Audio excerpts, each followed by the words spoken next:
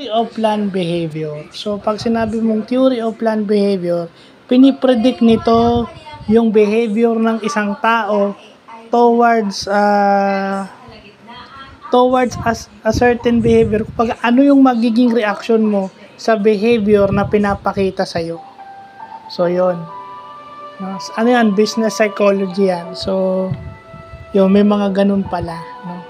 Sa 12management.com, yan ang inilalagay nila. Pero yan yung nagpipredict na ano yung magiging reaction ko sa behavior sa akin ng ibang tao. Theory of plan. Ibig sabihin, planado. Kung eto yung ipapakita mo sa akin, eto yung magiging reaction ko sa'yo. So, yun. Buti nga, nalalaman natin yan para maging okay tayo. May kasunod pa to, may kapatid to. So, isusunod natin to.